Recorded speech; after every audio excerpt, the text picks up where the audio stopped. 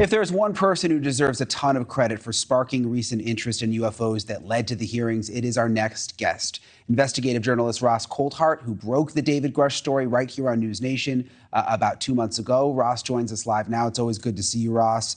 First of all, I know you've got sources in Congress. What are your sources saying about the possibility of another UFO hearing?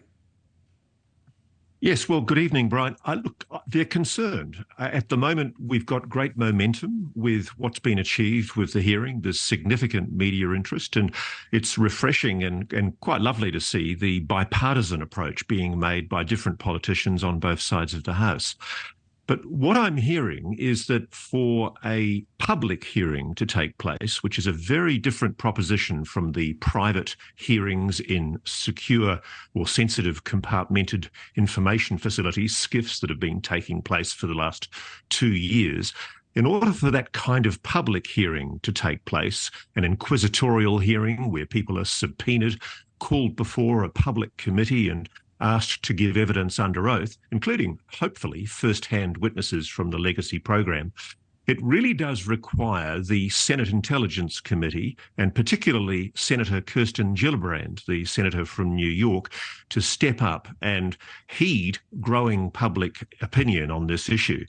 I'm pretty confident she's certainly motivated to do that, but I'm aware that there's a significant pushback going on at the moment from the Defense Department and sections of the intelligence community who, frankly, do not want the sterilizing disinfectant of sunlight shone on some of the issues that we're talking about. Yeah, tell me about this pushback, because it sounds like when you talk to Burchett or others, they say this is just the beginning, we're going to have more hearings. I mean, what are you hearing from your sources about the pushback? How does that work?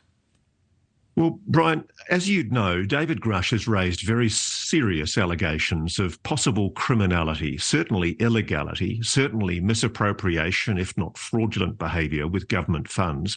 The allegation is that essentially the wool has been pulled over the eye of Congress, that there have been lies told to oversight committees, that even potentially presidents have been misled. It really doesn't get much more serious than this.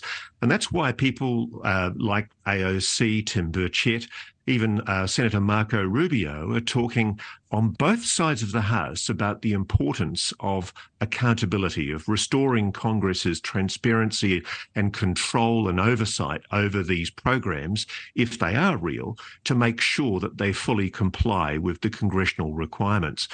And the difficulty is there are people who are obviously responsible for this, who are presumably at very high positions in both the defence and intelligence community, and who also are very influential inside some of our biggest aerospace contractors.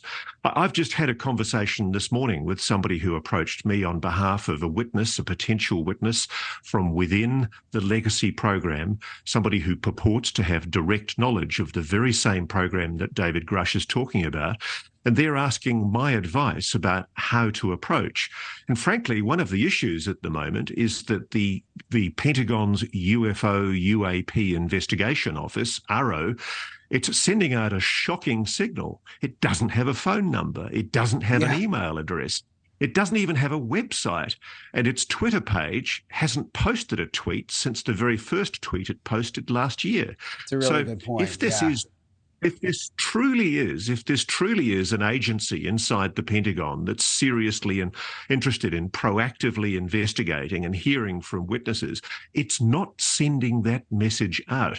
And so I'm in the dilemma at the moment. Where do I send these poor people? And I'm encouraging them to consider going forward to either the Inspector General of the intelligence community or the Inspector General of the Defence Force, or to, frankly, just come forward to the Senate Intelligence Committee with the evidence they have.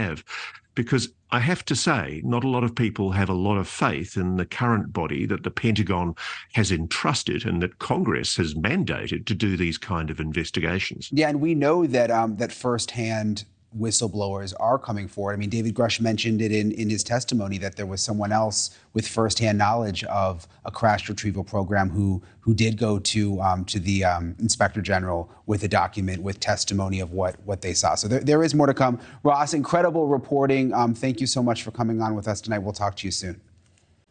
A real pleasure. Thank you for watching. Go to newsnationnow.com to find News Nation on your television provider. And don't forget to click the red subscribe button below to get more of News Nation's fact-driven, unbiased coverage.